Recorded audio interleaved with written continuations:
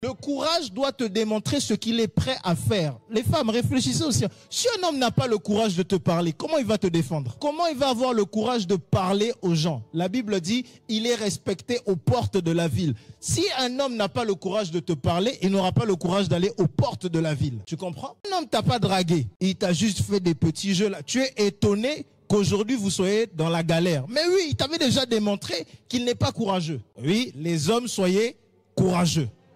Oui, soyez courageux. Ça arrive qu'on te rembarre, ça arrive. Voilà. Ça arrive qu'on te dise non. Voilà, la bonne te dira oui. Tu vas pas arriver là et puis, non, tu vas pas arriver là et puis, tout automatiquement tu vas, dès que tu vois une personne. Non, non, non. La bonne te dira oui. Amen. Alors, Dieu ici dit, je hais la répudiation. Ainsi, on peut conclure que Dieu n'aime pas le divorce. Jésus nous en parle ici et il nous dit que l'homme ne sépare pas ce que Dieu a joint ou Dieu a uni. Ça nous dit que s'il y a séparation, elle ne vient pas de Dieu, mais qu'elle vient des hommes. Ça veut donc dire que les hommes peuvent sur la terre séparer ce que Dieu a joint. Parce qu'on nous dit que l'homme ne sépare pas ce que Dieu a joint. Donc Dieu peut joindre et l'homme peut séparer. On peut être d'accord avec ça? Avance, prophète. Donc Dieu peut unir, mais l'homme peut décider de séparer. C'est comme ça que Jésus dit que l'homme, lui, ne sépare pas ce que Dieu a joint ou a uni. On va aller un peu plus loin ici. Verset 7 et je lis. Pourquoi donc, dirent-ils, Moïse a-t-il prescrit de donner à la femme une lettre de divorce et de la répudier? Alors on va s'arrêter ici, garder ce verset. J'aimerais qu'on aille dans le livre de Deutéronome au chapitre 24. On va aller voir ce que ça dit. Parce que souvent, on en parle, mais on ne va pas exactement dans la Bible pour voir ce dont il est question. Deutéronome, verset 24. Deutéronome 24, verset 1. Verset 1. Lorsqu'un homme aura pris et épousé une femme qui viendrait trouver grâce à ses yeux. Eh, la loi. Une fois que tu m'as épousé, je dois maintenant trouver grâce encore à tes yeux. Ah. Parce qu'il a découvert en elle quelque chose de honteux. Il écrira pour elle une lettre de divorce et après la lui avoir remise en main, il la renverra de sa maison. Donc, on te donne ta lettre, toi-même tu pars avec ta lettre chez tes parents.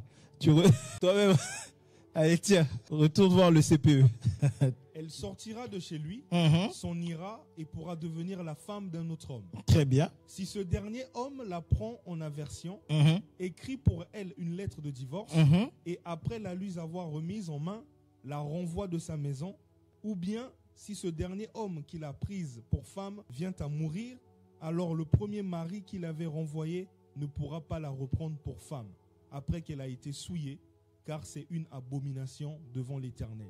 Et tu ne chargeras point de péché le pays que l'Éternel ton Dieu te donne pour héritage. Donc, la Bible dit, si une femme, tu lui donnes une lettre de divorce, en fait, la lettre de divorce, c'est la bonté que l'homme a pour permettre à la femme d'aller se remarier. Vous comprenez? Mais si cette femme, ayant pris cette lettre, va et se marie à quelqu'un d'autre, cet homme qui lui a donné la lettre de divorce ne peut plus la reprendre. Voilà pourquoi, instinctivement, vous pensez qu'il y a du Dieu dans les gènes des hommes. Voilà pourquoi, quelque part, les hommes disent, si une femme me trompe, je ne peux pas la reprendre. C'est une loi qui est intégrée quelque part dans la mentalité de l'homme.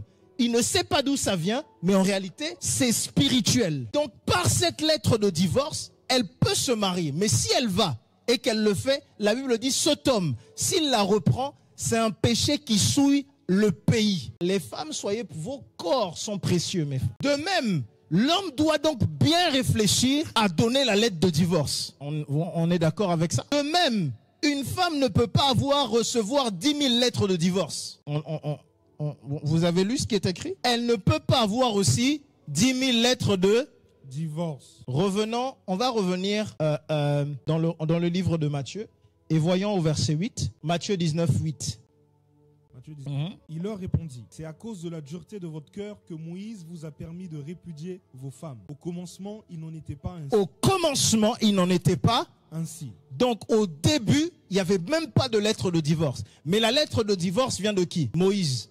Si on divorce aujourd'hui, c'est parce que ça a été institué par Moïse. Et Jésus dit, le divorce, c'est toujours la cause de la dureté du cœur. Toujours la dureté du cœur. Ainsi, avant le divorce, on a ce qu'on appelle la séparation. Il y a des personnes où l'Église, pareil dans l'histoire, pratique ce qui s'appelle la séparation. Par exemple, vous savez que l'Église catholique, il n'y a pas de divorce. Tu te maries une fois, c'est fini. Ils peuvent pratiquer pour toi la séparation. Ça veut dire que tu te sépares de la personne physiquement, mais c'est ton mari. Ou c'est reste ta femme. Alors, et il va dire, mais je vous dis, verset 9. Mais je vous dis que celui qui répudie sa femme, sauf pour infidélité, et qui en épouse une autre, commet un adultère. C'est là où ici il faut qu'on revienne quelquefois à la règle biblique et qu'on arrête le désordre. Tu as des hommes, ils vont, ils couchent avec une femme, sa femme apprend, il divorce, il se marie avec l'autre femme, il est adultère. Oui, on crée beaucoup de désordre. En fait, le divorce et le remariage n'est pas quelque chose